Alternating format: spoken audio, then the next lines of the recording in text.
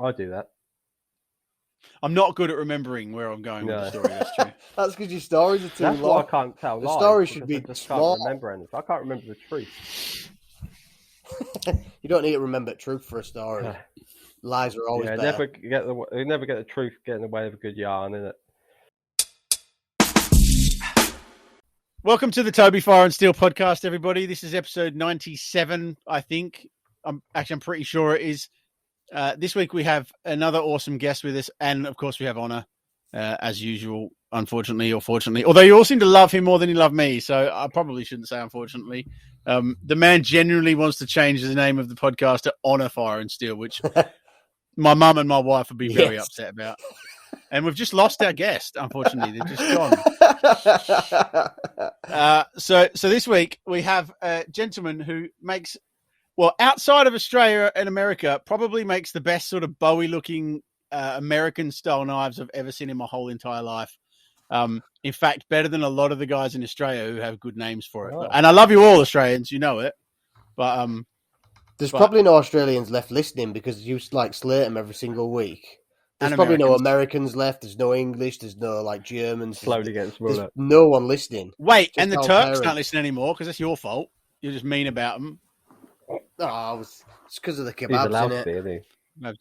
He's allowed to be. Well, then I'm allowed to talk about Australians in a loving stroke derogatory manner. So, anyway, so this week we have Jamie Mackie with us. And, well, do you know what? I'm going to let Jamie introduce himself and say hello, and we'll find out a bit more about him as we go. How you doing, Jamie? Hello, mate. I'm good. Yeah, I'm Jamie Mackie. I make mostly American style or Australian style. Yeah, both guys like it. I make mostly bowie knives, hunters, more aggressive knives, not really kitchen knives. I've made a few, but I don't find them enjoyable. So yeah, make bowie knives, big chunky ones. Serious big chunky ones with beautiful handle carving, I will say. Thank you. So if any of you, I'm hoping to get this terrible static out, but if anyone can hear it, we're blaming Jamie entirely for that. So sorry about that. Yeah, maybe it's just Toby's satellite dish ears that can hear it and no one else can hear it. I can't hear it. Yeah, that could be true. So, and now that we have a video version on YouTube, people can see my giant ears. They used to stick out loads worse when I was younger. My mum always said you grow into the more you podcast, the smaller they're going to get right. as well, because you're going to have these on. You get squashed. Pin them down. You get squashed. Smaller headphones. That's true. Get those little headphones that sit on top of the ear and like squash the giant ears down. Behind there. Well, the thing of it is, I remember being about 13 and wanting to get my ears pinned. You know, you can actually get them pinned back. Yeah. But I think we even went to a clinic, or mum and dad showed me pictures of it or something. They all look very weird. They look like someone had done a drawing of the ear roll on the side of the head. You know what I mean? Because they're flat. Yeah, kids hasn't done in my school. I've got like tiny ears, so mine are like absolutely miniature. So I've got the opposite problem. They're ridiculous. We could share ears. You can have one big ear and one other little. But I can't use them. They just don't fit in my ears. Like using cotton, like the earbuds, I have to like squash them right down, roll them up until they're like needles, and then put them in and hold them there while putting flakes. Otherwise, they just fall out. Like, have you got any children's earphones, please? I genuinely searched that. Children's earbuds. You know what the really crazy thing is? I have these giant mahoosive ears, but I have the smallest ear canals to the point where I can't use those. You know those twisty ear soundbud things you twist up, stick in your ear. If I do that, it feels like somebody's molesting my inner ear canals, and I can't wear them. It's horrifically painful. So I was blessed with giant, beautiful ears and tiny little ear holes. Oh God. So anyway, Jamie, that's well, we're going to chat more about your knives. Human embryo stroke honor. How are you, my friend? Oh, usual. As good as I always am. I can't really complain. I have a good life. Happy life. You have a great life. I was joking about this. Rich and famous YouTuber, beautiful wife, amazing kids. I've had a good week. We went away the weekend to Leeds. In fact, we went away to get Christmas shopping for the kids. We got to Leeds. The Disney store is shut down fully, and the only other toy store in the thing was closed that day. So we ended up going to York. So we I stayed. thought you were going to Leeds. say, so we got their toys from the petrol station on the way home. We did end up buying them toys, but it was ridiculous, absolutely ridiculous.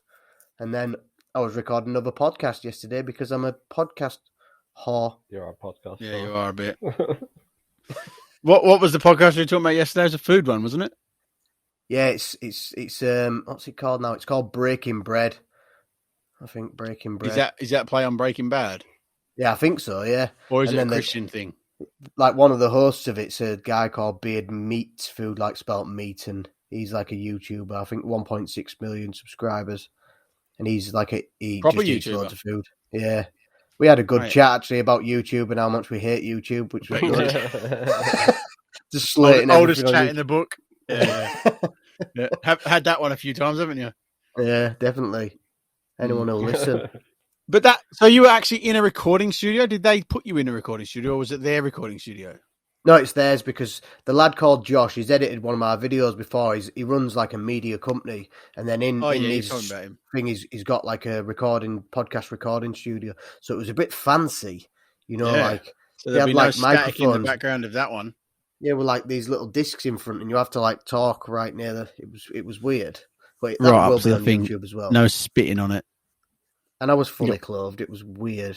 It was weird to have pants Yeah, on in a that's weird, Yeah, podcast. like why am I doing a podcast clothed? This is strange. This is illegal. Oi, if that had been on YouTube, it would have been the funniest thing if you went in to start taking your trousers off, and they'd be like, "What are you doing?" You're like, "Aren't we recording a This is how I podcast?" do it. I'm I can't confused. do it any Are other you way. wearing your pants? Yeah. How can you wear pants? We're doing a I can't podcast. do it What's any wrong way. with you? This is just the way I do it now. You have to deal with it. Yeah, it has to be because you want to record from the waist up. So what's Yeah. the point in even wearing trousers? That's right.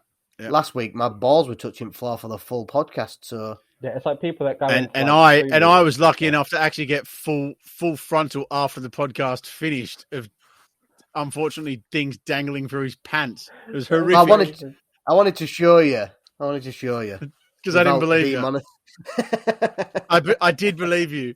They would have taken us off YouTube if you had done it before the end of the thing. I can't believe I didn't Anyway. realise till I stood up and I felt like a cold. The part breeze of my came balls. through. All right. We started off well last week and finished pretty horrifically, and we've started off pretty badly here. So let's see if we can go uphill. Yeah, from, it's only from uphill, Honest isn't it, balls. Yeah. That's right. Well, I don't know. We're pretty good at this. So what we do need to speak about is last week we said I was going to do a month, remember, but then I just couldn't be bothered. So 2 weeks, we're going to give people the opportunity to email or message one of us. And then you made it quite clear it needed to be me, because if they said they don't want swearing, you would swear in return. I But just wouldn't tell anyone. So yeah, I've had no emails. And maybe I want swearing too, so that I'm just going to lie and say, so I've had no emails when I have. No, I haven't. I generally haven't had any emails. Clearly, people don't care. Or the original people who didn't like the swearing in the first place don't listen to the podcast anymore because they're Australians and they forgot about me. I think the thing is as well, it's like when we say swearing, it doesn't mean we're just going to swear every other word. It's just going to be like natural, like we're not going to purposely swear as much as I really want to. It's just going to be, if the odd swear word pops out, then it doesn't have to be edited out, and it makes it funnier because swear words are funnier. Just like drawing willies on stuff is funnier. Yeah. There's certain words, like obviously I think the C word, that offends loads of people. So I think, That's my favourite word. I feel like I know, and Australians love it, don't they? It's a good word in Australia. Yep. In fact, we should call that podcast, But you say it's a that good word. No, we shouldn't. It's a That good word, word. fire and It's a steel. word they use it for positive and negative, and I don't know. I'm not a fan of it. I'll just never understand how people can be upset by words. I know people get so offended and by them just- now. Just words in it. Oh, it's a swear word. Oh God. We've got a customer at the moment, and he's. I hope he listens to this. He's a big baby, but he's like multi-millionaire, like seriously beautiful. I won't describe his house because then it's giving too much detail away. But beautiful house, built in 1640 something, like all that's really beautiful Tudor house. We're working on the house, and we disconnected the hot water today to switch over to the new system, and then they had issues with the pipes in the walls that we were joining to. One of the fittings was loose in the render behind the wall, so we would have had to gun all the render off the outside of his house on a line straight from the ground to the ceiling, to the eaves, which is about 4 meters, which obviously they didn't want us to do, to find this fitting. And there was no way I was doing that. It was 4:30 when we realised. There was literally no way I was starting that. And so I rang the builder. I said to the builder, mate, no hot water tonight. Like, can you apologise to him for me? Blah, blah. This guy was effing and blinding at the builder about it being the coldest night and rah, rah. This poor man with his millions. It was like terrible.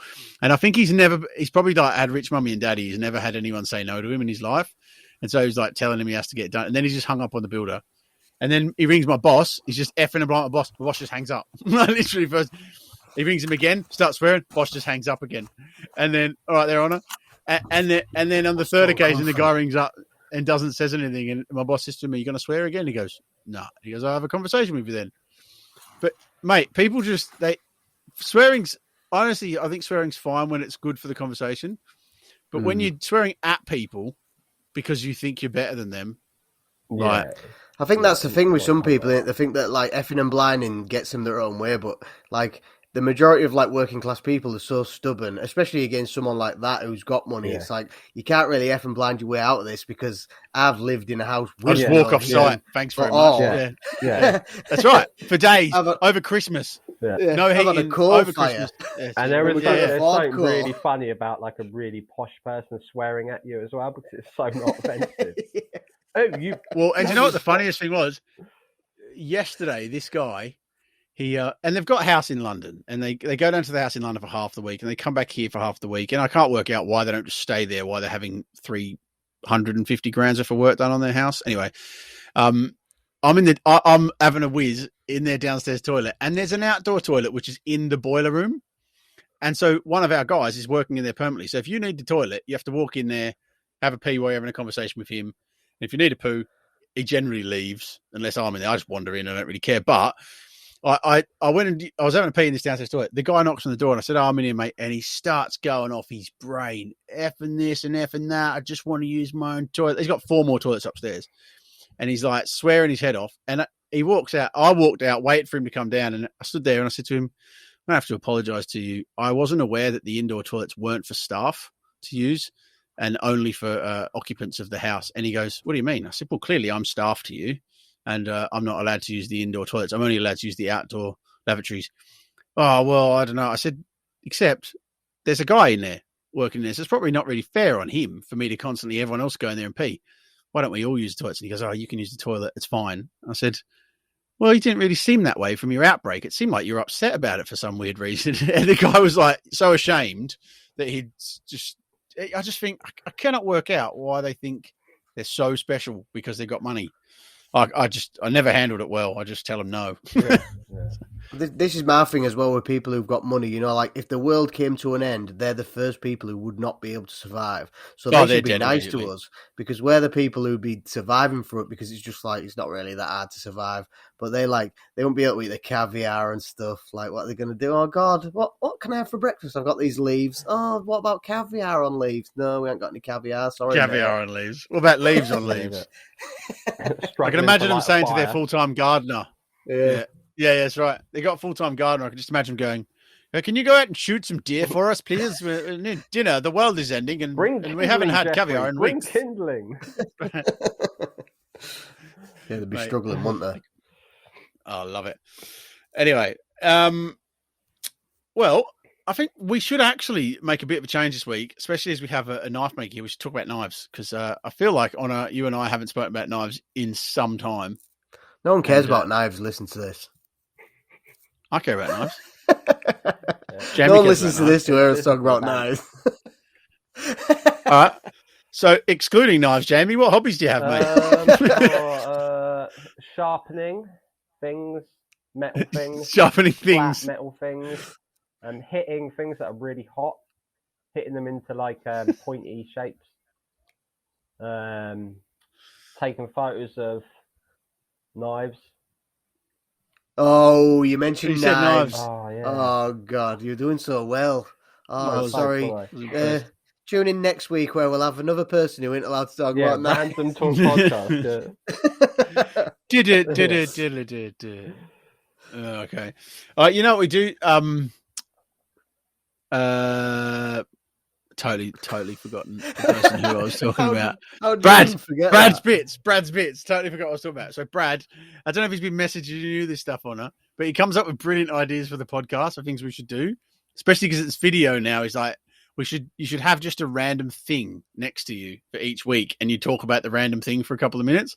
And then I'm like, what do you mean a random thing? So he puts a photo of him with a mannequin in his dad's backyard, dressed in a like bikini type thing. I was like, he's like, this is what I would bring on if it was random. I was like, why is there a mannequin in your dad's backyard? Oh, I really want Scarecrow. a mannequin. You want a mannequin? You want to chop it up now?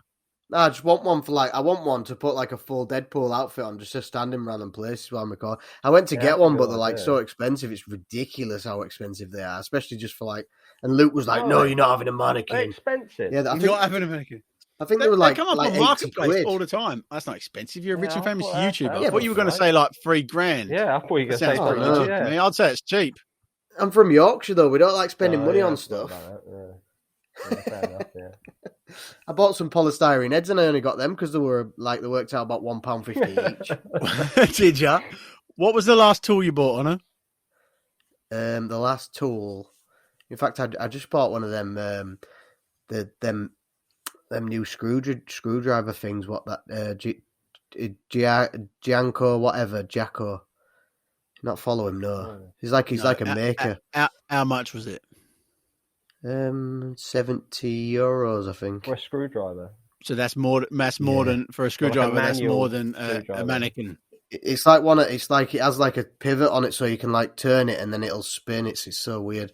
Wait, you're talking about one of those ones with like the back end sits in your palm and rotates. Yeah, it's a lot of money when you could have bought a mannequin for 80 quid. Yeah, but I'll use a screwdriver, whereas a mannequin Will got any holes or out, is it? That you haven't got any other screwdrivers? No. It's just one really expensive one. If you spent 70 quid on the screwdriver, you don't need any others, do you? Well, hopefully. No, exactly. I do like those things. I know what you're talking about. They do look very nice and they're machined and all that sort of stuff. But and I'm not saying not worth 70 quid, but you just told me you can't spend 80 on a mannequin for your YouTube videos, which is but I feel like earn money out. The screwdriver where I'm going to use it because I'll use it for it's like one of them micro drives or whatever, and I'll use it for stuff because I do need one. Whereas you have to put those bits in it. There. Yeah, just put bits in it. Yeah, you do. You get loads of bits with it as well. Yeah. Jamie, what was the last tool you bought? Supporting people. What's the last tool I bought? People. Yeah. I bought a tool in ages, to be honest. I don't have the space. Have you seen the size of my workshop? An anvil, then. Tell you what, I'll send you a quick picture of my workshop. I literally I'm at the point where. Don't send us a picture. Hold it up in front of you so we can see it on the new YouTube version of the podcast. Makes way more sense, doesn't it? So it sounds to me like an anvil was the last thing you bought. Then, I think Jamie. so. Or I bought a porta band, but I don't have space to put it out. So every time I need to use it, I have to move other tools.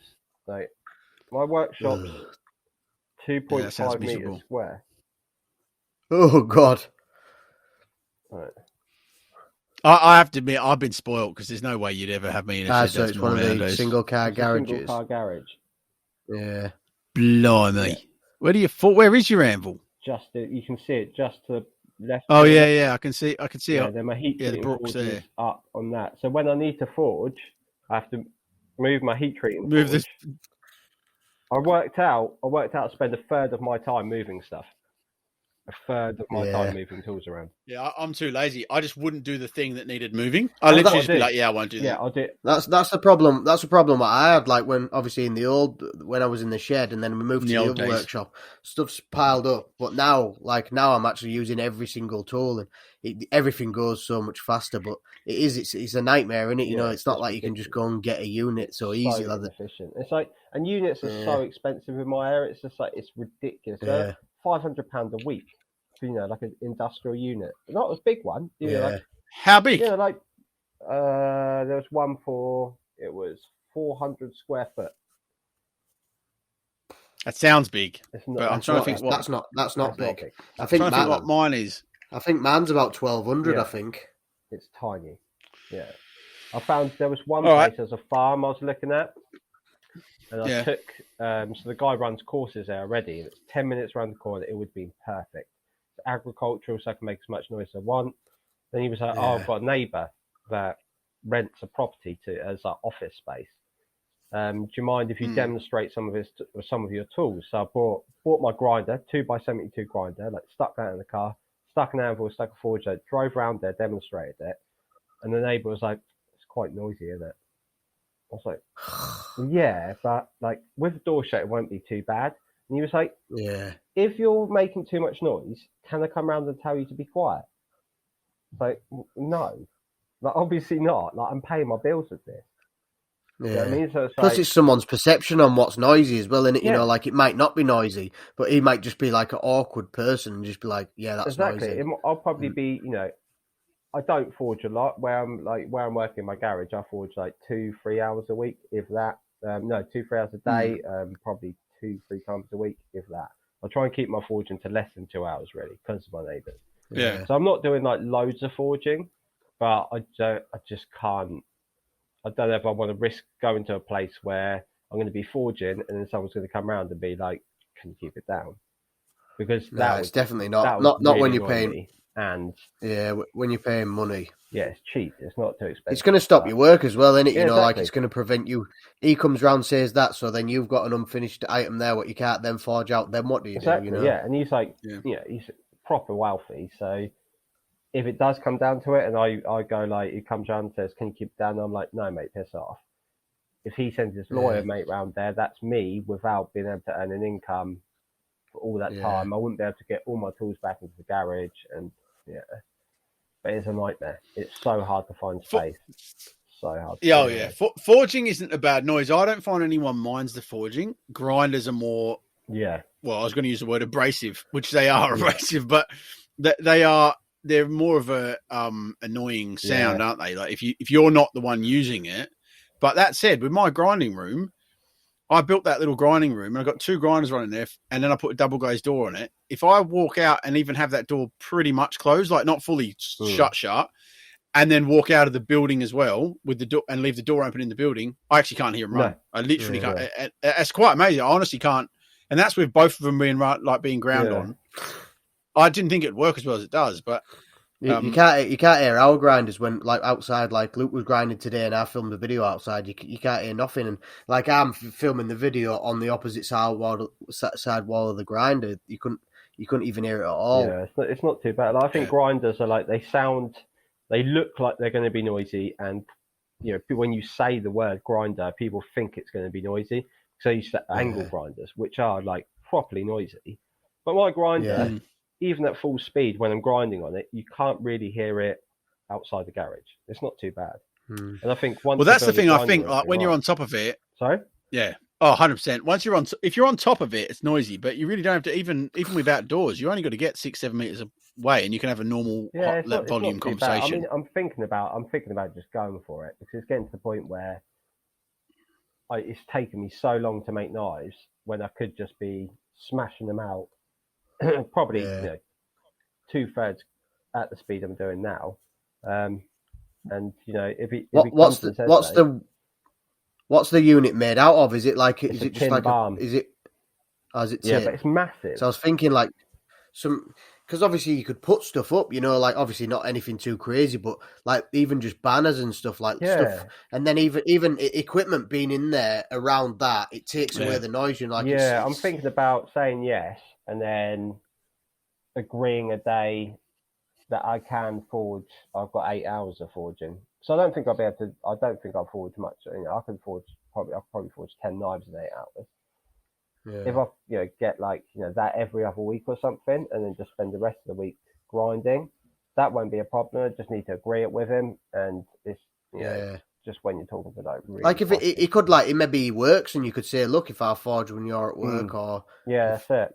There might be a talk round. I would build a grinding room anyway. I think building a grinding room is a sensible idea because it gets all the dust. You don't get dust everywhere, especially when you're sculpting handles and stuff. It goes everywhere, so. I would build a grinding room anyway. I just think, I might just go for it, to be honest.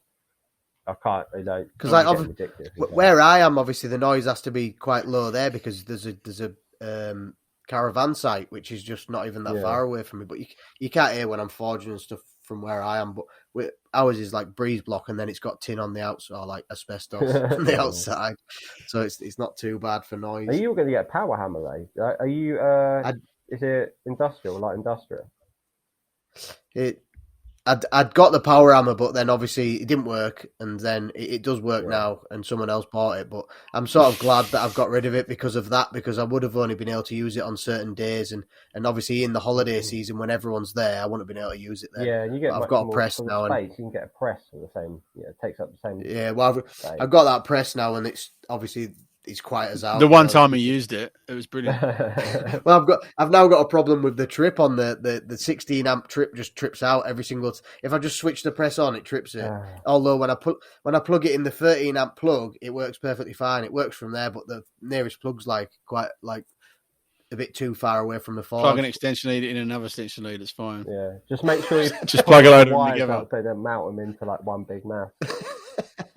And use a drill bit as a fuse. Yeah, well, then you're fine. It sounds like you've fast orders. Yeah. I just quickly look. I think unless I've done the calculations wrong, my workshop's 680 cubic feet. Yeah. So what did you say that one was? It was about 400. And it was about £500 a week, £2,000 a month. Yeah. See, I got all annoyed because matey was trying to put mine up from 280 a month to 435 a month. That's like double. Can't do like an 80% increase just like that. Well, he has. He did an 80% increase overnight, but it is a month. Yeah. So, the thing is, he said he was going to do me when we first started. That there was no water, and he said he was going to. He said, "I'll do you a bit of a favor. We'll do it cheaper until you got water."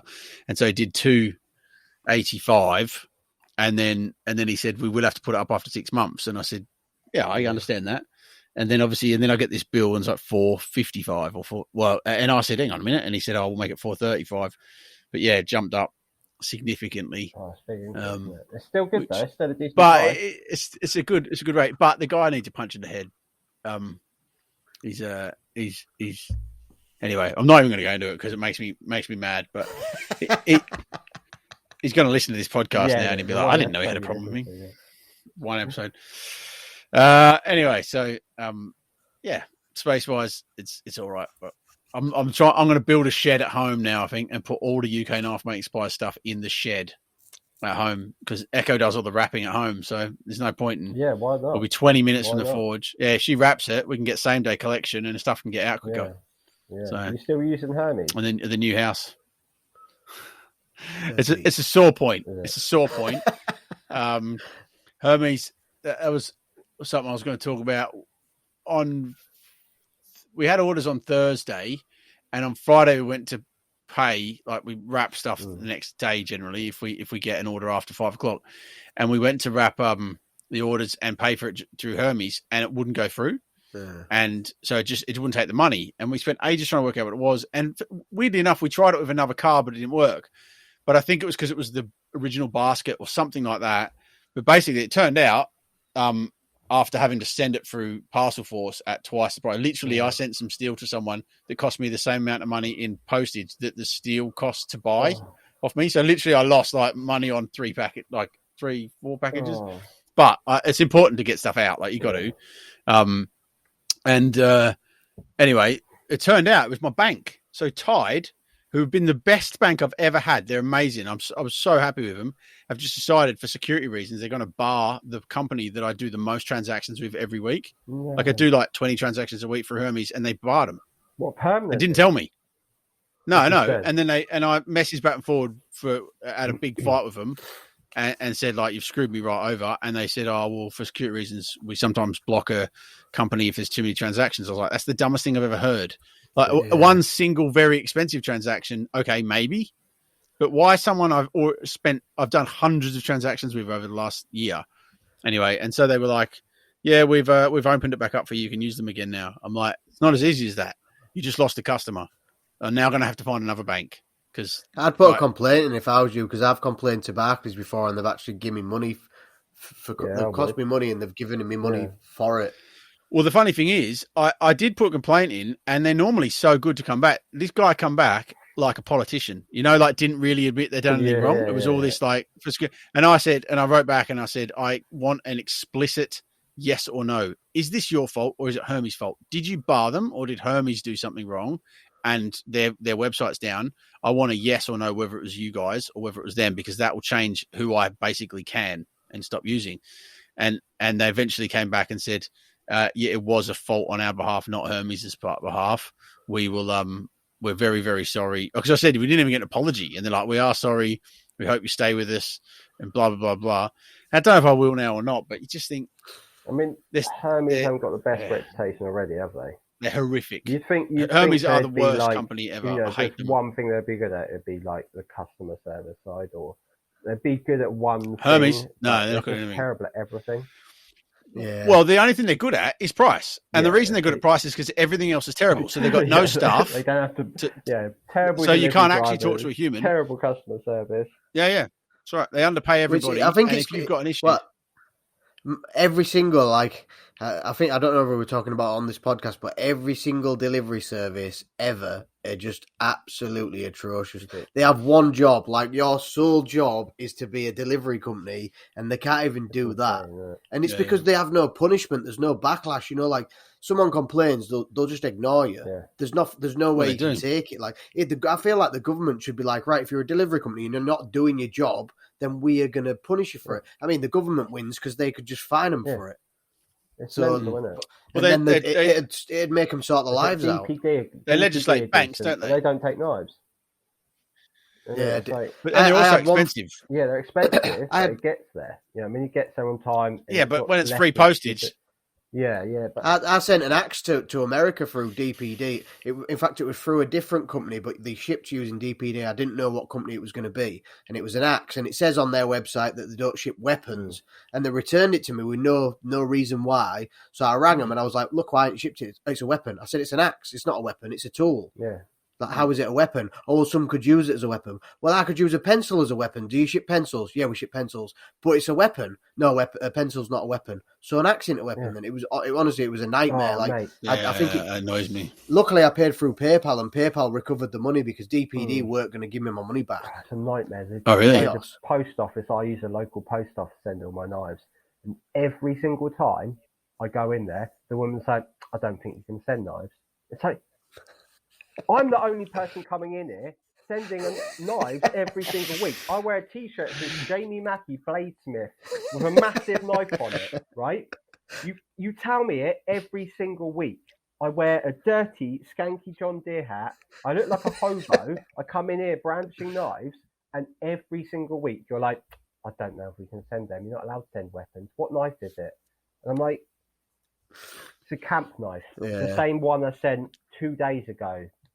Like, get your they do need to learn. Dude, you got to do it at home. You got to wrap it at home. Get a thermal printer, print at home, spend 30p. Courier will come and collect it through Royal Mail, and you do the sign for thingy, which is £7.95 or whatever. Dude, I never ever drop Royal Mail stuff off. I pay 30p for the guy to come and get it. Job done. Yeah, and we sell quite a few knives, obviously. Printer.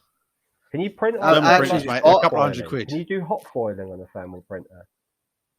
That sounds like something totally different. No, because it's actually the paper. I've actually just got one there for putting addresses on because my writing's atrocious. I know the printers you mean. Yeah. So the paper's like you heat it up and bits turn black. If you put a light under it will just go black. Like a train ticket or something, a receipt. Yeah. Okay.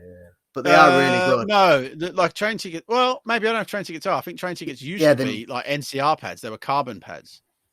No, the newer ones come out on a big roll, but the thermal printed. Yeah.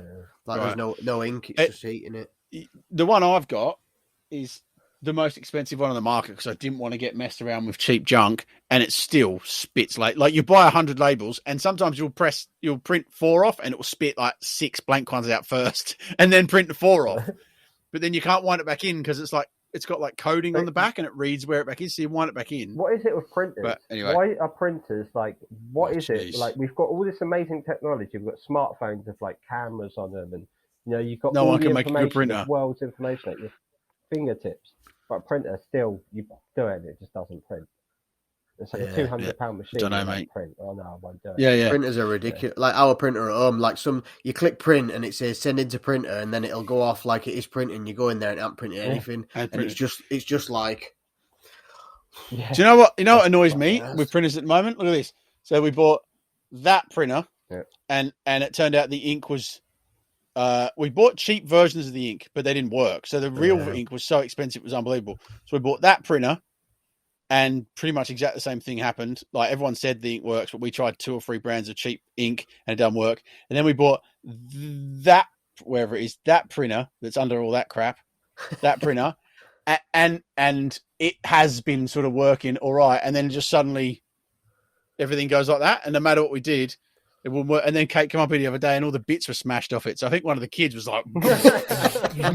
That's how you fix stuff. That's how you fix it. Obviously, someone's trying to fix it for you. Fix it with a smack, then it's broken, isn't it? Yeah. Well, I don't know where there's all these bits of plastic that should be in it, but aren't. They're on top of it now. I was like... So 3... Turn the sound off on my phone. It's always your phone. It's always me. It's terrific. Well, I'll tell you what it is. Look at that. My darling daughter has just literally paid... So this is Echo for you. She's just paid... for postage for one of today's packages. So $7.69. She's downstairs using the thermal printer to send labels, to send orders from today. So I tell you what, I do like knife make this, like having a supplier, a knife making supplier that supplies everything is mental to me.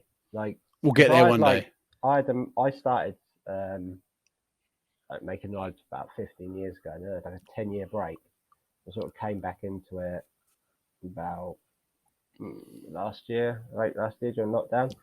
And the fact that I think it was last year we spoke about it, didn't we? You know, UKnifemaker Supplies, they supply everything. That's it. Everything. Don't say any other names. Just leave it at that. You can get steel, you can get the abrasive, you can get the wood, you can get literally everything. You get an anvil and the stuff to make a forge. You can get literally everything. File guides. Like, I had to, bevel when I started, I had to order that from like burners. 6 different countries.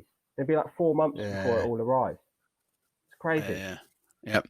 It is weird to think like we're an older country than, well, not an older country, but we've got more history than America. Even like stuff with forging, like a lot of the anvils in America are from the UK. Yeah, because when our made, knife making things America like didn't even exist. early, innit? It's mental, so weird. Like it's just weird, and they're like so much more ahead of us with everything, like forging, making knives, and strange. Yeah, it's weird, isn't it? Yeah, and there'd be some blacksmiths in this country right now that would want to punch you on her. Well, if there's any blacksmiths who want to punch me, that wouldn't agree because they would think that there's better blacksmiths fight or whatever. Well, I'll fight them. I'll fight any blacksmith. We know you would. Especially Steve House. If you're listening, Steve. You'd fight him, would you? I'll fight Steve House. I'll pull his ponytail off. You're so mean. Steve Moonpie Metalworks. Yeah. Well, I mean, that's the thing. I had the luxury, obviously, as you know, of being in Oz, where for some reason, again, Australia's taken after America very closely. So they are already sort of, I feel like 10 years ahead with suppliers and all that sort of stuff to the UK. They're much more like America. There's not like a knife supplies place in every city, which there seems to be in America, but there's 2 very, very good ones, 2 incredible ones in Australia. And then there's people that do other, you know what I mean? Like people that do handle material. There's some guys that do Damascus and whatever else. So you can buy things from other places. But I sort of just got spoiled learning in Australia, knife making, with somewhere where I could order stuff and pretty much have it within 2 days, 3 days. And so I just, when I knew I was moving back here, I had a look and there was one company, and I won't use the company's name, obviously, but I spoke to people I knew in this country and nobody had a good thing to say about them. So except there's no option. We have no option that would buy for them. In fact, I spoke to a lot of people who said, I still buy everything from America, even though there's a place here I can get everything from. So I just thought, I'm going to trounce that then. I've got connections in Australia, connections in China, connections in America where I can get stuff from. Just going to move back and invest all the thousands I can find out of my out of my savings and all that into that. And I just felt like we could eventually get to the point where we can sell anything and everything. To the point where one day we'll hopefully be UKnifemaker Supplies. We'll sell friggin' crochet hooks and leather and like wood turning blanks and probably not nudes. I mean, loads probably of it. So it can go. You can supply loads of different skills. I mean, you got metal workers, woodworkers, knife makers. You've got loads. Yeah. I mean, can you imagine the size of the storeroom I'd need then? The fact that you've got it would be handy doing that, especially for like if you think like stuff like certain channels where obviously regarding YouTubers, they'll make knives for some videos, but they're wood turners, or they'll so if they go there and they're like, oh, get some wood turning supplies from here, they make knives. Oh, I was going to make a knife. And, like people who watch that, who are wood turners, see one of the wood turners making a knife, and then they buy wood turning supplies from you. And it's the same. I think the whole like maker as a whole tends to tie into each other because I've got loads of makers who follow me who don't make knives, they make other stuff, but they're messaging me all the time about wanting to make knives. And if they could, a few of them I've bought, I think, blanks from Toby and blanks from other people and stuff. So when I was a blacksmith, when I went to blacksmith, a lot of the tools I got were from farrier supplies. Because you can get rounding hammers anywhere except for farrier places or handmade from the States. Yeah. That's why we get our rounding hammers now from Dan. Yeah, it seems like everyone's Dan the blacksmith man. Was that the sexy rounding hammer sound? I think that was some sort of backside licking type. That's what noise my crotch makes when I get the hammer from Dan out. You just strike the handle. Oh no, you make me feel a bit sick. You do like the Tagler caress, where you're like, ooh. Yeah, I stroke it. Yeah, I stroke it. I put some oil on it. I don't even need oiling, but I oil it every single time I pick it up. Such a Roman. It's absolutely dripping with oil. There's just oil everywhere all over. I don't. Sometimes I'm not even forging. I just go over there, give it an oil, slip on floor. Some people do oil their handles all the time. Do you oil your hammer handles all the time? No, I've jarred mine because I find I get less blisters, like hot spots and stuff with it. But I prefer it to be drier than oil. Yeah, I do know mine when I made a little £3 one the other day, and I oiled that handle. And as soon as I did it, I was forging with it. And it was like, this is terrible. Rub loads of took all off with methylated spirits and let it dry out. Yeah. It's like, people like wax them and oil their handles and stuff. So how do you hold on to that? I don't know. Other people who don't use them. Just leave them there. I'm proper lazy with maintenance on anything. The only time I'll ever stick oil on a handle on a hammer is when I've used it so long or the head is falling off and I need to try to swell the top of the hammer handle back up. Nails. Whack nails in there. Got 8 nails at the end. Should replace that. Well, you should have seen me the other day. I know I'm not allowed to talk about scouts, but one of the things I was doing was sharpening a load of axes for the scout camp. And one of the heads, the wedge was missing, and so it had gone loose.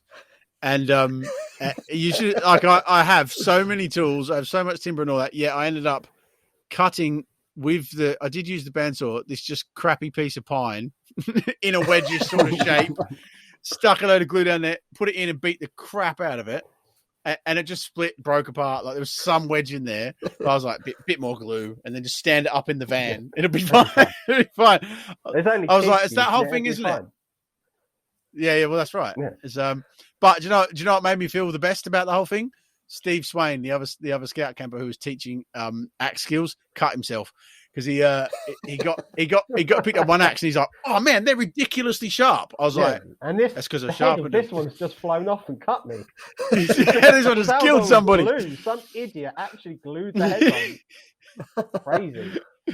Wait, there was part of a wedge in there as well. Thank you. Right, yeah. But mate, it made me laugh because he said the funny thing is, he said we've had these axes forever and no one's ever sharpened them, and I could see that when he handed them to me because there was like a 4 mil wide flat on the edge of most of the axes. And so it took me quite a while to sharpen them up. But he cut himself. The first thing he did is he picked one up, which he was showing the kids how to carry it. To be sharp. I've be sharp. I shaved with one of them. I was like, I've had like so many different not feedback, but obviously, like in the world of social media, I've posted a video of me cutting stuff with an axe and it being sharp, and then you get like people who are like, "Oh, that's the axe don't want to be that sharp; it'll dull straight away." Like, well, even if it dulls, then it's a dull axe, which is the same as a dull axe. Like, what's the problem that I make it sharp? What is it? Well, with and not just that, sharpening? you could be Like, people are obsessed with sharpening. Like, people It's are, cool. if you're not using whetstones, you're doing it wrong. You've got to use ceramic rods. And like, Oh yeah. no matter what, every It's like sharpening everything. video I've seen, all the comments would be like, that's a wrong angle. Or, you Yeah. should pull I rather ju- than push. That's the thing as well, you know. Like, oh, why were you pushing on that rather than pulling? Like, just you bring one of 'Cause I your knives, want to. what you've done, whatever, and we'll do Yeah. like a knife sharp test, and then we'll see you. Yeah. You know, it doesn't matter. I do it my way, you do it your way. I'm not slating your way, but if it works for you, it works for you. Yeah. But the way I do it works for me. But some people are just too like their way or no way, and That's that's it. Like, oh, you have to use stones. No, you don't have to use stones. Because we're in the future now, so Yeah. we've got new things to make things faster.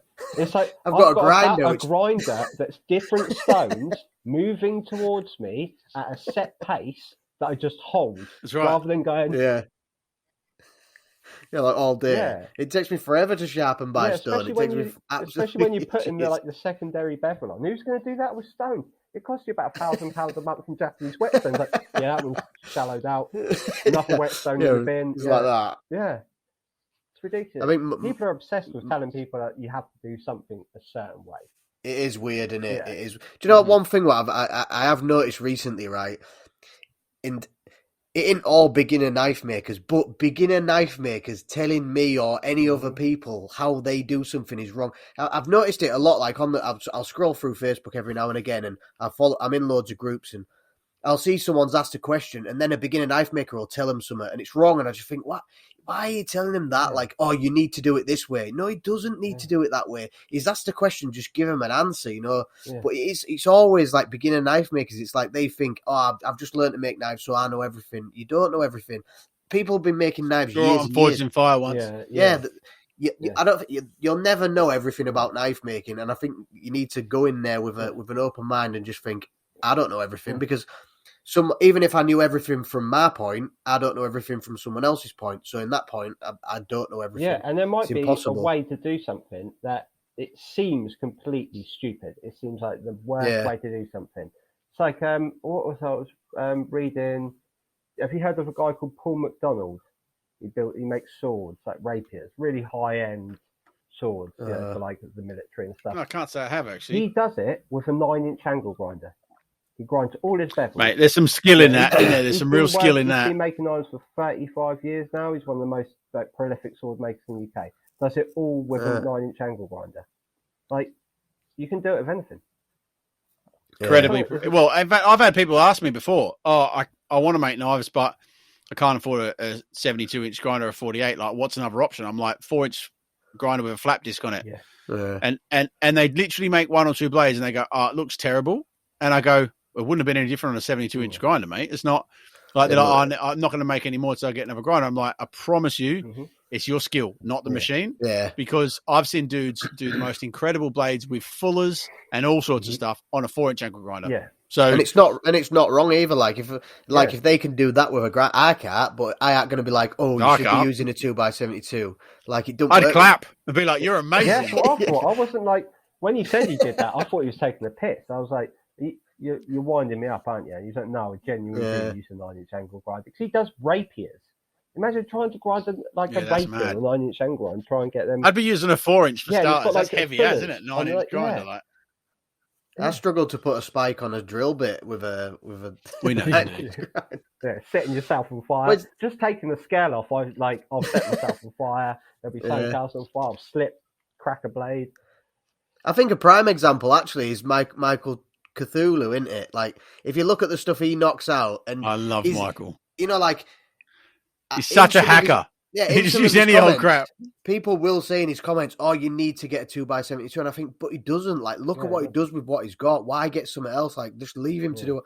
I wish I could do what he does with all like the random tools that he uses, because I can't. I've got to have like a big lathe, and he just puts a lathe head on a drill. And no, he doesn't. He just turns he takes his pillar drill, takes the head off, puts it on a table, bolts it down, and then just goes, "Ah!" While he's like trying to Jesus turn Christ. something. Mate, that video scared the daylights out of me, but I thought it was brilliant. And he turned those perfect spheres. Do you remember? I can't remember what they were for. They were on something, and he turned the perfect spheres on a. He literally, like on a pillar drill, you got the head is Allen keyed on. He took it off, stuck it in one. It's actually, those It's a mini kind of lathe, hot. in it. Is it not a mini lathe? No. This head? was a drill bit upside down. Jesus. You mean did it have a chuck on it? I don't think it had a chuck on it, but maybe it did. But I know that in his recent ones, he's bought like I don't know if it's a 3-jaw or a 4-jaw, but it's only a small one. Oh, really? Okay. He fits that onto the actual the drill. God. I love the guy. Honestly, I love the guy. He's terrifying and brilliant at the same time. But he makes those beautiful big huge swords with like angle grinders. It's just insane, think- I isn't find it It's more absolutely- impressive when someone's making something with basically nothing than when they've got all the tools and they create this, everything's, accurate to like a. Well, he don't have all the fraction of tools, and he don't even want all the tools. Like they sort of offered him when he came over to Australia. We did a big giant sword 5-day course, and he was at Australian Sydney Knife Show, and sort of we spoke to him about the idea of like Corin gave him a forge burner kit or a couple of forge burner kits from memory, and I actually messaged what are they called? Combat abrasives in America, and said you got to support this dude. I guarantee you he'll get you followers. He's got 1 million subscribers on YouTube. Like you got to support him. And they said, oh yeah, we'll look into that. From what I could tell, he said no, he weren't interested because he doesn't have a 72-inch grinder. He was like, maybe, but it's just happy kind of like working out his way. And then the funny thing is, like the forge kit that Corin gave him, he never got around to building it. He ended up digging a hole in the ground. He just dug an hole. He dug a hole in the ground and then like stuck this sheet of steel on top with the forge burner through it. And so it was insulated by the dirt all around it. And then he was sticking steel and then heated up. He never built a forge. He just had the burners like jammed in the dirt through a piece of steel, like into a hole that he'd left in the soil. I think if you're comfortable with how you do it, though, then that's it, innit?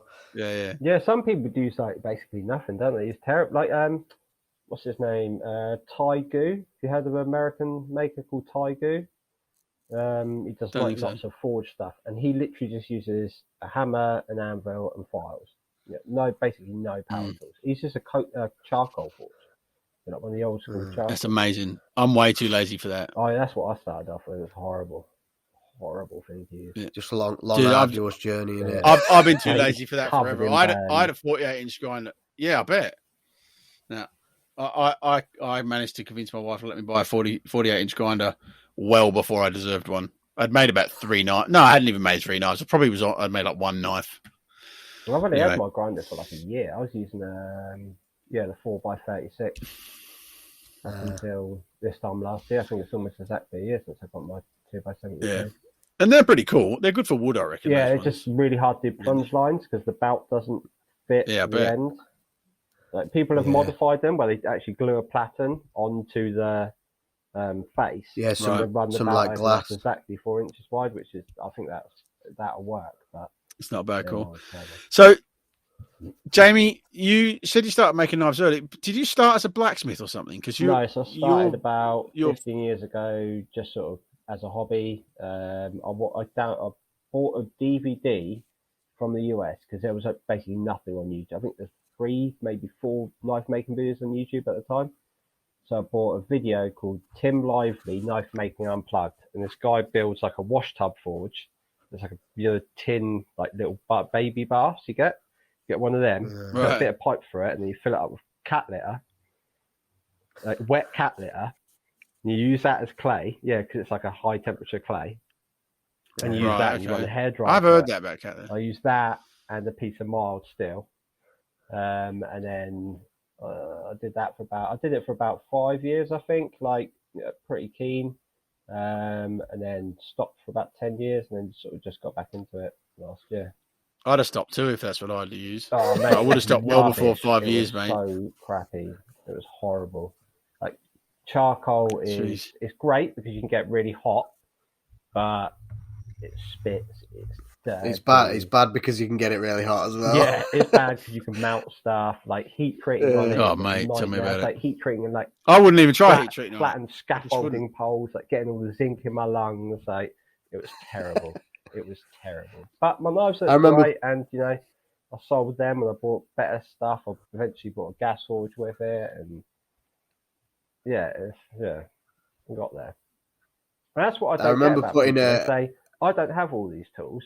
It's like, well, yeah, but you sell knives. Yeah, you got to learn it, haven't you? Yeah, if you sell the knives, you make the crappy knives and you sell them cheap. If you make enough of them, you'll be able to buy. The problem is with people, they see they see you now. They don't see everything before. So for some reason in people, because I'd never look at someone with what they've got and think someone's just giving them that. Yeah. Or they were just born with that and that's it. Like they don't see all the hard work, you know, like, I wish I had all those tools. Well, I didn't have them. Like, I earned stuff, bought better tools, earned more, bought better tools. Everything got faster. So then my work rate upped, which meant the money what I was earning, I was using less time, and it meant the money was practically more because I was doing more in the time. So I got better and better tools. Yeah. But in their heads, it's just like, oh, you just started making knives, and then you've got everything. Yeah. It's like, I didn't just like make my first knife with all the things I've got. I didn't go out and buy like a forge, an anvil, a hammer, a 2x72, a leg vise, you know, a drill press. I didn't do that to make my first knife. I started like, and I got better. That's right. Well, I mean, and that's the thing. I remember there's a guy in Oz, again, I won't use his name, but for ages he kept asking for an anvil, like if anyone's got an anvil, and he was happy to buy it, but he had a small amount of money, and he kept sort of saying, oh, someone should, basically what he wanted was someone to give him or sell him a good quality anvil cheap because he wanted to get into it, and that someone should give him a break. The problem with it is loads of people said, get a bit of railway track, mate. Get a bit of 4140. You can get 4140 from these load of metal turning places and I've collected heaps of them out of their scrap bins and use it unheat treated. Like it's going to be fine as an anvil for a while. No, I'm not a time waster. I want to start on a proper anvil. And when I get a proper anvil, then I'll do it properly. But until that point, I'm not even going to start. And you just go, well, then no one wants to help you, mate. Yeah. Like, that's not, we're not just going to give you all the tools and then watch you not actually do it. No. And to be fair, he got an anvil in the end. I don't think he does. I haven't seen anything he's ever made. I don't think he's actually done anything. It's weird how people don't, you know, like it's like the first thing I ever used as a solid piece of steel to forge on was I bought a lathe. You know, like on the really old big lathes, you could put like different tooling, and you had 4 different sides, and it was a big chunk of steel. And I found it on eBay, I think, for 20 quid. And I used that because on its side it was flat, and it was a solid piece. Like it was obviously like a tool steel as well. I always say to people are always saying to me, "Oh, I can't find anvils. I really want an anvil because I want to start forging them." The first thing I say to them is, "Just get a chunk of mild steel, just nice thick mild steel." Yeah, I used a 4x5 inch length of, I think it was about a foot long of mild steel. It was great. It's amazing. It's a striking anvil, isn't it? But people don't want it because they want to forge. They want it because they want to look the part like it. Yeah. And if anything, you know, it goes back to that. You know, like like you want to forge some knives on that anvil, which is actually a blacksmith's anvil. It's not a bladesmith's anvil. You look at Cutler's anvil, and they're the ones that Toby's selling. You know what I mean? They're completely different, and that's why I think that's one of the reasons I think they didn't sell out so quick. Is because people are looking, going, I need to have the one in, you know, that so and so's using on YouTube, or you know, I need to have the one that looks like an anvil. It's like, well, why? So you can walk into it and give yourself a dead leg. Like that's the only thing it's going to be good for. Walk into on and break your kneecap. Yeah, it's a whole brilliant. Hurt my leg again. Guess it was worth that extra money I paid for the horn. Yeah. Oh, mate. The mask I think they're awesome. Yeah. And that's interesting. I remember when I started doing the courses, and I was going to keep 2 of the knife maker anvils for my courses because obviously we're making knives, and I have normal horned anvils myself for when I'm doing more blacksmith stuff. And a mate of mine in Oz said I wouldn't. I'd keep some of the 45 kilo horned ones, and I said, but we're making knives, and he said, people are buying an experience. They want to see the thing on Wile E. Coyote or the thing they saw on the telly, or they want to see the anvil-looking thing. And I thought, okay, that sort of makes some sense. And it turned out that it worked out better for me to take 2 of them anyway. But, mate, I I can't believe, because I've had a few people say to me, I want one of those anvils, and I go, well, actually, we haven't got any of those. We've got these. They're actually better if you make. Are you making knives? Yeah, I'm making knives. Well, then you want one of these. It doesn't take as much space in the boot of your car if you ever want to move it around. It doesn't take as much space in your workshop. You get closer to it. You don't need all the extra waste and space, and it's actually got a thicker waist than the anvil version. So it's all the mass is underneath it. Oh yeah. I think that'd be a good option as a second anvil. And you sort of feel like going, what, mate? Why do you want? But you can't argue with what people want. Because it's got that lip, that curved lip. You don't need a horn at all. Like, you can bend anything over that curved lip. Like, the only reason you need a horn is if you're forging rings. If you're doing anything where you're drawing out a ring, where you're actually putting the ring around the horn and drawing it over. That's the only reason you would need one. Otherwise, you can do everything on that and the leg-wise with tooling. So even if you could buy steak anvils to put in a leg-wise, fine. Yeah. Pretty much with my anvil, when I use it for forging knives, I use like I think it's like maybe 3-inch the depth, and I'll use like a 3-inch by 3-inch, and that is it. Same here. When I'm the majority of the time, like like you say, the rest of it, because you don't really want it, like you don't want to forge on the heel of it because nothing's going to move. So you like if you think of like the belly of it's only like that, so you want to be forging directly above that. Yeah, I'd like half of my anvil's like rusty. There's like a patch about 4 inches long that I forge on. The rest of it's like rusty of like rings from where I put cups of tea and stuff like that. That's the only thing I use it. When you've been forging like from your knees, your anvil's really hot. It's great for like keeping a cup of tea warm when you finish forging and grinding.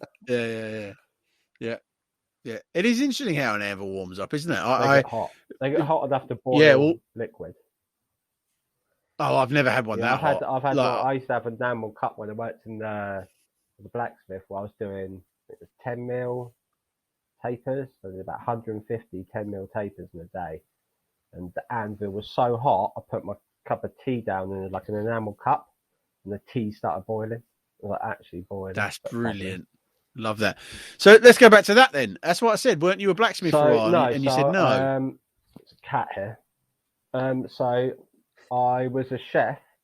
Oh, there's a cat here. I thought you just said cat hair randomly. So I was a chef as a profession. Then I went travelling, and when I came back, I got offered a job as a blacksmith because I had some forging experience, and took it up, and did that for a year. That was really interesting. Good job. Mainly making tapers. I did a lot of tapers. Just putting tapers on everything. Tapers. We didn't need tapers on that. Well, it's got one. Yeah, I did a lot. It's got tapers now, 100 on it. And do you reckon that made a significant difference to your forging ability on knives, even though you weren't forging knives there? Yeah, definitely. Like before, I could tell, even though there was a big gap from. I obviously forged some knives when I was a blacksmith, but not. I was too busy to spend much time forging them. But afterwards, going from having that long break, then having a year of blacksmithing in the middle, and then going back to it, I noticed that I could forge out a knife really easy. Like it was simple, took me like 15 minutes sort of thing. But it's grinding that took me ages to get back into. But my forging was so much better. I kind of wasn't expecting it. I thought I'd be, it would be something I'd forget. But it's kind of like muscle memory. You kind of get once you get used to it, it's so intuitive. I think forging is where it's so intuitive. It can be one of the things that's hard to teach. Like some people are really hard to teach how to forge. Some people just pick it up straight away. Yeah, I found that. I think it's about, even for the people who pick it up quickly, it's still about repetition. You spend hundreds of hours on a hammer. You are gonna like. I think I'm pretty good on a hammer, but I'm not great. Really, when in comparison to people, to mates and that sort of stuff, which I watch and I just think they're a bit like, those guys you watch on a digger that have clearly they're like 85 and they've been on a digger since they were like 16, and the digger is like an addition to their own body. They don't even seem to move almost. There's guys like that that are forging and that I've seen that just the metal moves and they almost don't look like they're hitting it. You kind of look at it and go, how is that just moving where you want it to? I would be belting that and it wouldn't move like that. Isn't it? It's very interesting to watch. I mean, people like Nick Rossi, you watch his videos and a lot of people, and you watch sort of the way they hit, and you think, I could hit that exactly like that in that exact same spot in the anvil, but it wouldn't have moved by half an inch. How come that moved by half an inch with one hit? And it's just a greater understanding of sort of pinpoint accuracy. Yeah, well, what you need is a 5 pound hammer, and then it'll move. Yeah, really big hammer. The bigger the hammer, the better. Yeah. Well, why are you using a small hammer? You need a big hammer. Yeah, you need at least 4 pounds. Yeah. A tendonitis slip on your elbow for, for like half an hour in. For when you get it, and that's the interesting thing. A lot of the old boys, the old boys, and they know they're getting more old and more frail and that sort of stuff. You look at guys in like their 80s and 90s forging with like a 1.2 pound hammer, 1.5 pound hammer, but they move it like a guy with 4 pound hammer, and you just go, okay. Yeah. It's not about the hammer size. It's that whole thing your missus tells you. It's about how you use it. I always find it impressive watching farriers forge, because where they used to, because they spend thousands of hours on a hammer. The hammer's like coming up from like here, absolutely wailing on it, aren't they? And they're like, but the shot lands together, like it lands perfectly as well, and they're just like, yeah, it's mental. And they used the farrier hammers tend to have really like the 16-inch handles. Longer handles. Really skinny, really long handle, like skinny ass handles. Yeah, I like them. They're weird. That's how I'm not sure I like them now. Make them quite skinny. I've got really long. I've got one farrier hammer what I did use for a while, but till I got the one off. In fact, Dan's handles are quite long compared to some of the other forging hammers that I've got. Which I like long. I never used to use the full thing, but then he was like, I watched that video and you didn't use it all, so I started using it and I was actually like, I quite like it. Yeah, I like it. I was just so used to using the shorter handled ones. Yeah. And I think if you're wailing on it, that's fine. But that's one of the things I have to kind of try to teach people. It's okay to choke down on a hammer handle because you sort of, you see people like they're way at the back of the hammer and they've got their unco. They've got no real ability and they keep whacking the anvil and all sorts of stuff like that. And you're like, and you go, okay, it's okay to hold further down the hand, and then they sort of sometimes go the other extreme, don't they? And then they're like tapping it, and you go, except the steel won't move if you're not hitting it. I think like so it's there, and they're like punching the steel. Just hold it, like holding the hammerhead. Yeah.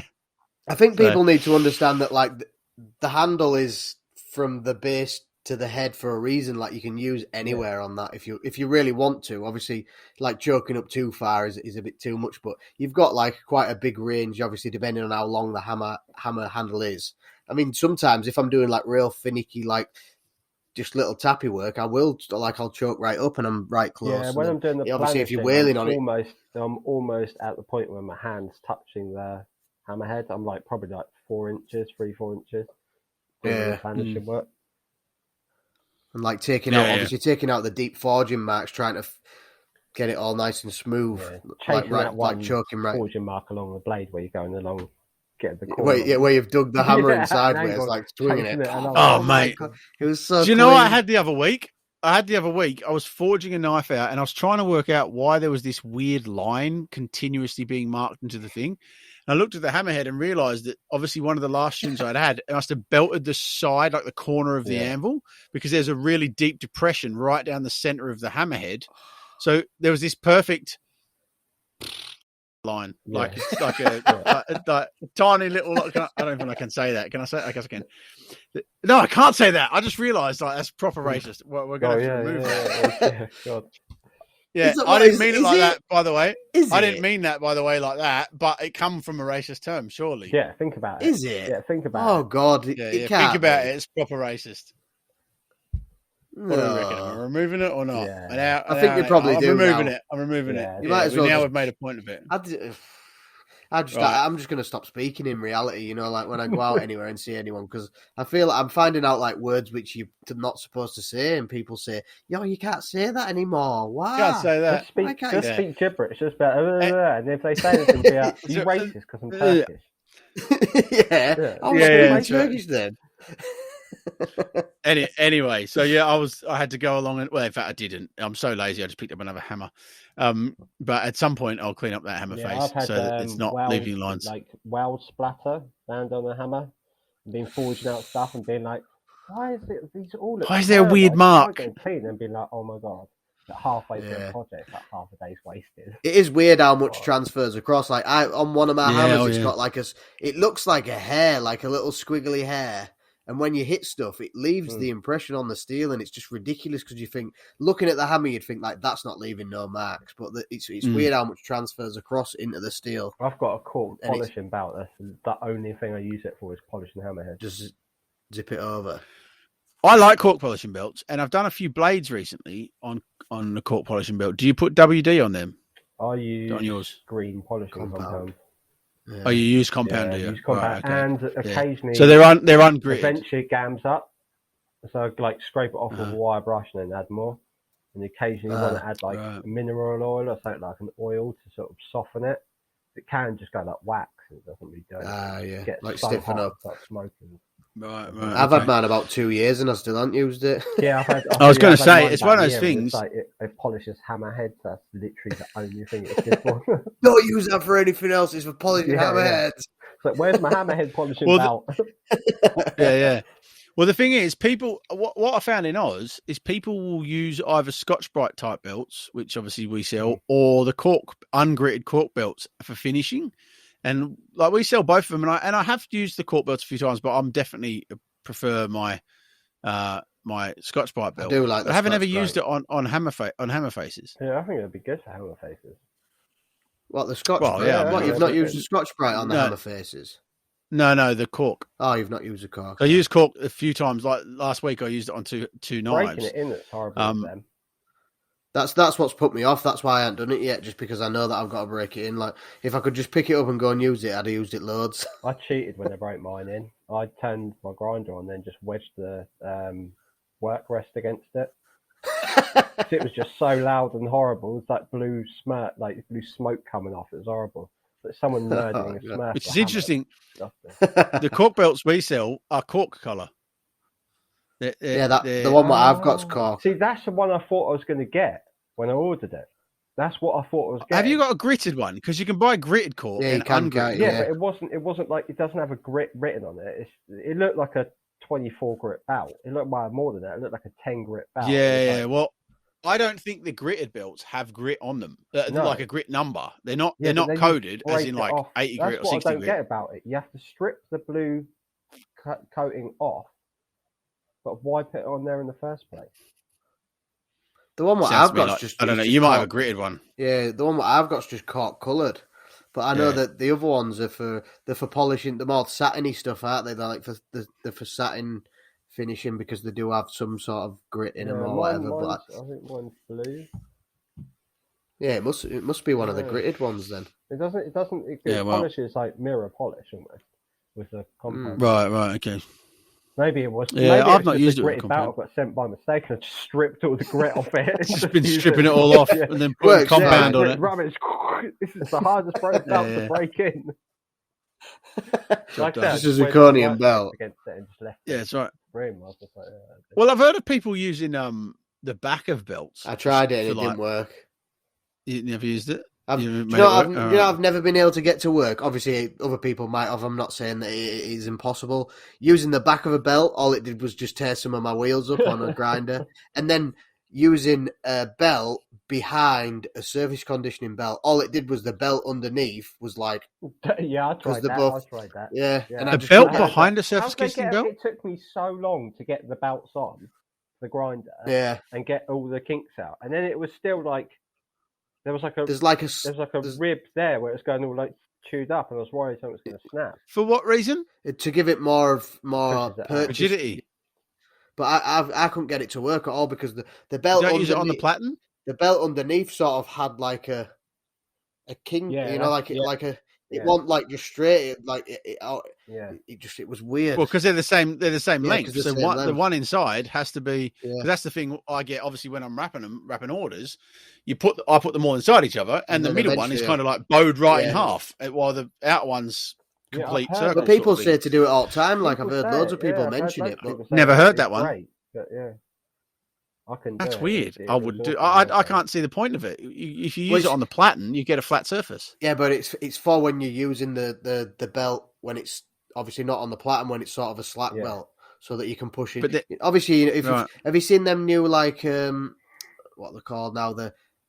You can get a new platen now where it's got like a belt on it Oh, like a But you rotary. can- Oh yeah, the star platens. Yeah. Yeah, the rotor plates. That's it, I not star want one platens. then. Yeah, I want rotor to try one plates. then. I really Again, want I'm not one. really That's sure what I tried see the to use it point. for. Put like a thick X-weight belt or whatever. Really the thickest weight belt, and then put a So you thin. can push because that's how I sharpen axes, and obviously sometimes you can't really push onto it. But I do. with Do you use the top? Do you use the top, or do you use a platen? Yeah, I use the top bit. Yeah. I can turn the platen round, but I'm just lazy. Yeah, I use the top. I always get scared that it's going to bite the belt because it's like at neck level, isn't it? Yeah. It's like when Hang on, does your grinder not go backwards? Sorry? Does your grinder not go backwards, Jamie? What? Does your grinder not go in reverse? No, sure. Oh, well, yeah, you are going to die. Yeah, terrifying. Yeah, I put mine in reverse. That's an American thing. I put mine in reverse too. I use the top and put it in reverse. Yeah. You want to use the bottom, Jamie? Stand on your head and use the bottom. I don't like using the bottom. I could just move to Australia and use the bottom. I wouldn't use the bottom either. Yeah, that's fine. Yeah. Yeah, I was sharpening a VFD. You need to get a motor or VFD that go backwards. Yeah. I was sharpening a scythe the other day, what I've made, and that was like one of them where I was just like, if this just catches, like if it's got a handle on it, if it just catches, it goes, oh shit, oh god, what am I going to do now? Not again. Well, you know what the funny thing is, when I was sharpening those axes the other week, I had that running backwards, but because the axe had such a long handle, I was hitting the wall, and I get to the point they got tangled in the cable, like the cable hanging off the VFD. I was like, ah! I almost took it out of my hand. It scared the daylights out of me for a second. That's the only thing about having a small workshop, like where my grinders in the corner, I can only grind like certain length blades. Yeah, I have to turn the bowie. I did a bowie the other day, and it was just like an inch too long. So that to be like the tip, to do the tip, but at a funny angle. Yeah, it's a nightmare when stuff like that happens. Yeah. I used to hate when I had the shed, I had my grinder and it was against the wall and then up the space on the right side. So I'd grind stuff this way, I'm like, and then that side I'm like, oh no. So I used to have to like turn the grinder and then like twist the grinder. I've got I've been putting it off because I know I'm just gonna have to move my grinder into the middle of my workshop. Yeah. I have to put it on wheels. Around, The thing is, you can't even. My first grinder wasn't bolted down. My grinder in Australia wasn't bolted down because the landlord wouldn't let me put bolts into the concrete. And so people used to come over sometimes. I'd be grinding and I'd lean out against it. The grinder would lean back and it would literally be an inch off the floor at the front. And they'd let it go and it'd go dung, dung, dung. And there's a few of my YouTube videos where people would be like, dude, bolt that grinder down. What's wrong with you? Because it would be moving while I was working on it. Mine's not bolted down either. Oh, mate. It had like a 300 by 300 square on the bottom, and it had loads of weight on it, but it would still move. I pushed it up. So the first thing I thought was when I got here, when I knew I was having students, I was like, I'm bolting them down. I don't need to explain. Don't push too hard so it doesn't wobble. Yeah. So mine. Some of them can barely breathe when they turn up. Push it backwards. It's terrible. Yeah. That and I need that bolted down in my leg vice. Oh my god, not having a bolted down leg vice is so annoying. They do move a lot. Mine's not bolted down. The other day, and I'm like holding it in between my knees, like. Strain my crotch, and then I pulled my groin, twisted stuff. I'm like holding it in between the knees. Yeah. No, you got to bolt a leg vice down if you're twisting, especially. Yeah, it's no fun. All right. I feel like there was things I wanted to cover tonight. Do you know? We haven't, but there was definitely. No, they're covered. Look, for once. Yeah, it's not warm up here tonight. Normally, I'm getting warm by now, and I'm like taking the clothes off. Yeah, I have. Yeah, I got socks on. I often take them off halfway through. Yeah, it must be cold. Yeah. It's not too warm. We live in England now. Well, you moved to England, so yeah. Why'd you do that? I know. It's weird, isn't it? It's weird. Who moves to England? Yeah, I know, right? Who moves to Everyone in England's like, I want to move to Australia or America or somewhere warm. Got nothing and everyone in Australia's like, I'm moving to England. The weather's too good. Everyone in Australia is not like that. Just me. I'm the fool.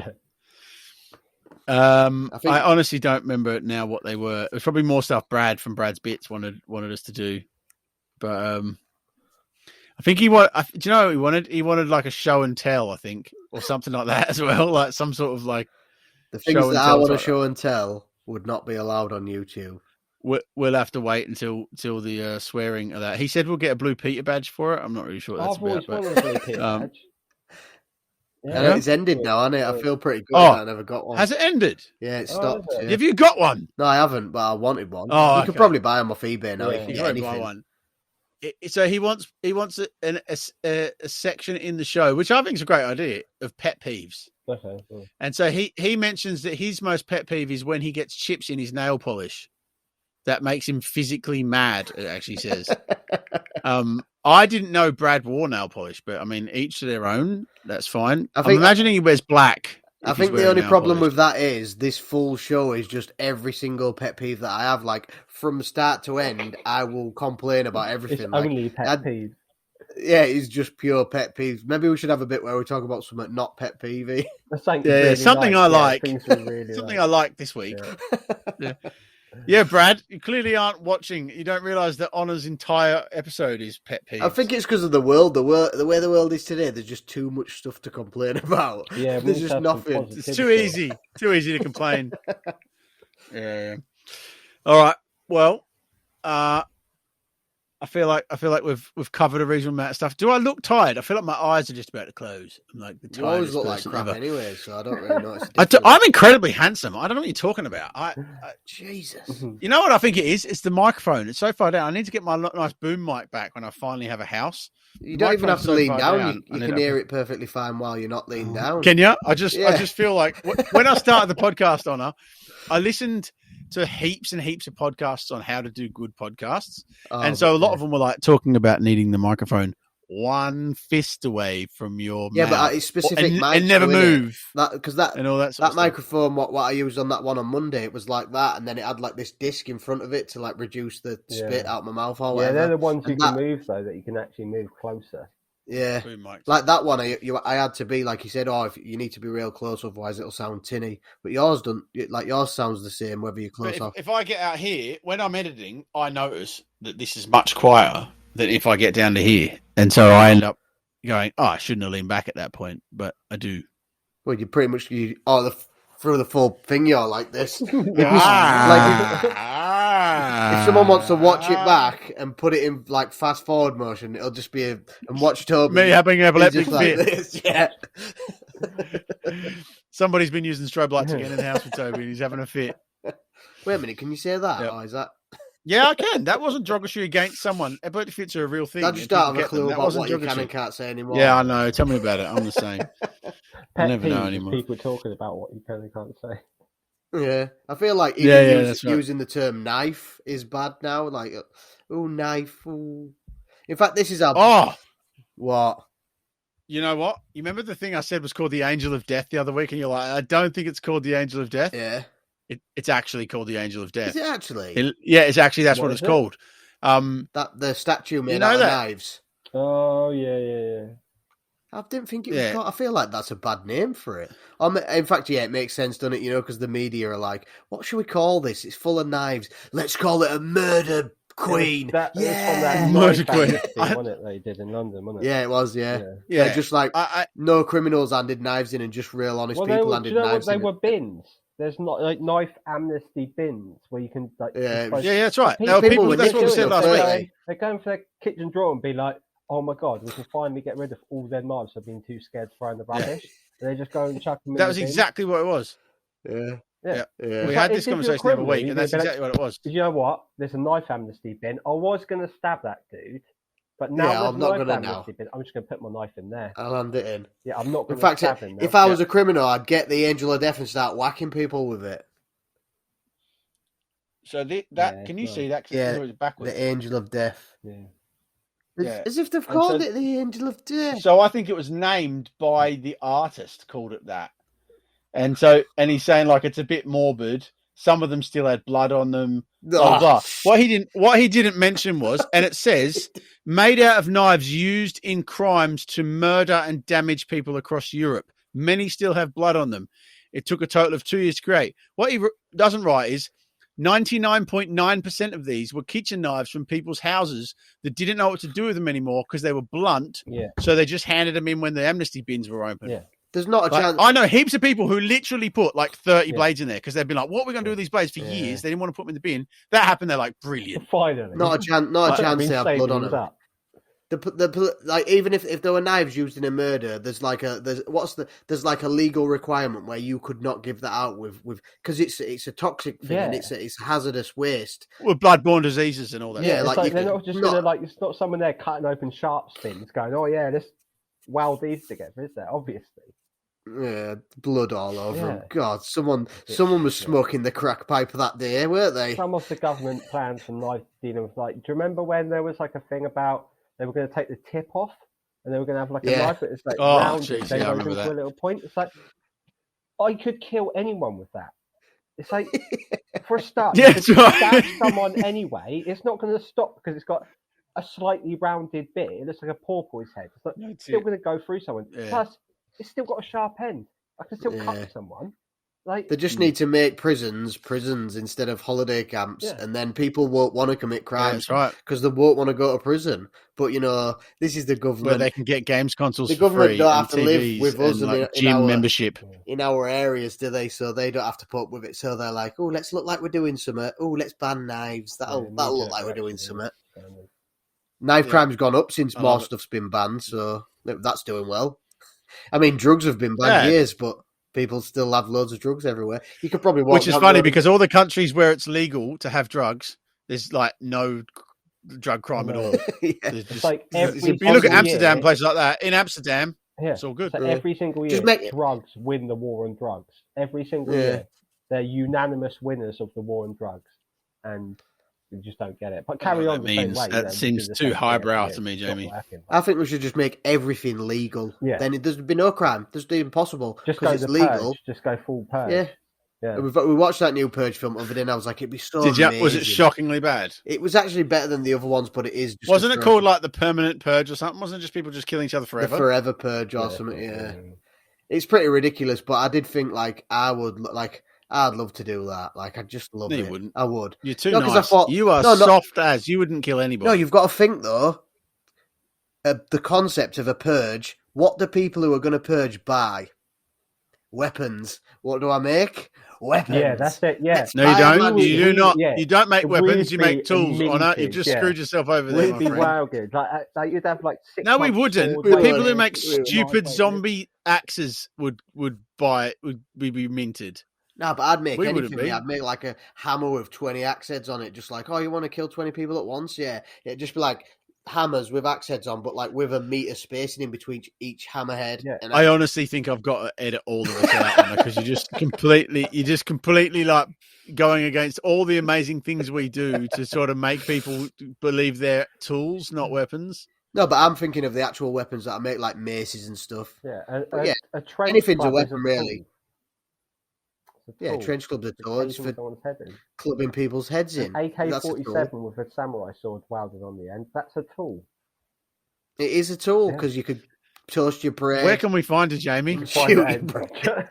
Jamie Mackie Knives on Instagram. And not Facebook? I'm on Facebook, yeah. I think so. So about as much as on it. Perfect. So just Jamie Mackie Knives on Instagram. Love it. All right. If you want to see some of the best Bowie knives you'll see, you need to go on Jamie's page. I at some point one day when I'm more wealthy, Jamie, it will be on the list with one of Honor's knives to purchase. He ain't going to be that wealthy, is he, ever? Yeah, well, that's probably true. But it doesn't mean I don't want them, and I don't want you to know that that one day it'll happen. I buy knives. One day. Yeah, just like the people who order knives off me and they're like, oh, sorry, I can't pay for this knife because my wife's just left me or my dog's poorly or the ham. Sorry, how's that? Did you write back and say, that sounds like a you problem? Yeah, just like, all right, I guess I'll sell it to someone else then. Or just ghosting. Yeah. Oh, the ghosting's the most annoying, isn't it? It's like, just tell me. Yeah. Just tell me you can't afford it now. I don't care. I'd rather you tell me. I'd prefer that, I'm not got that sitting there. I can actually sell it. No. Yeah, because then you're in Middle Earth, aren't you? Because you're like, well, can I sell it or can't I sell it? Is he going to message me a week later and go, oh, sorry, I didn't get back to you. Where's my knife? Oh, I sold it. So. Yeah, so a while back, someone did that and they had a commission. I didn't take a deposit. I always take deposits, but I didn't. I made the knife for him and he just ghosted me. And I sold it and he was like, oh, is that knife I ordered off you? It's like, yeah.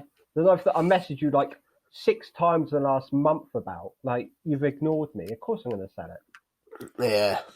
It's not just going to sit there, is it? No. All right. All right, Honor, where can we find you? You can find me on the social media pages of social media, which is insert social media name, Instagram, insert social media name, Facebook, insert social media name, TikTok, insert social media name, YouTube. I nearly forgot that one. That's Dies in Every Film on everything. And I'll also have a website soon as well, which I might just put pictures of my genitals on. I'm not going to really put pictures of my genitals on. I'll probably just sell knives on it. But if anyone wants pictures of my genitals and they're paying enough money, I might actually sell them. So, because, Yeah, where can we find you, PayPal after, Toby? yeah. That's sorted. Friends and family. What is wrong with you, man? All right. Toby Morrill on Instagram and Toby Fire and Steel pretty much everywhere. And UKnifemaker Supplies. Don't forget UKnifemaker Supplies. In fact, screw the rest of them, just UKnifemaker Supplies. And actually, you have to remember that, what is it called again? UK Beginner Knife Maker Group on Instagram. Yeah. No, Facebook. How do you Facebook, not UK know what Beginner it's Knife called Maker and you made it? I'm not very That's because smart. you think of stuff with like extremely long as heck names and then you forget what it is. Well, I should have just called it Bob then, yeah? Yeah, That'd that'd have been easy. Bob. Wonder what this Facebook group's about. Well, I don't know. It's just called Bob. Well, you could have put anything. Bob. I did. Bob's Knives. UK Beginner Knife Maker Group. UK Beginner Knife Makers Group at Toby with Toby's Feet, and then YouTube, and then a Fire and Steel podcast. Making a knife with a grinder and a 2x72 grinder, and also heat treating knife. Come look my shop. Yeah, have a good one, Toby. I hope you have a good one. I don't know. It's all breaking up now. Why is it breaking up suddenly? All right, gentlemen, have a good night. I think it was. See you later. Arrivederci.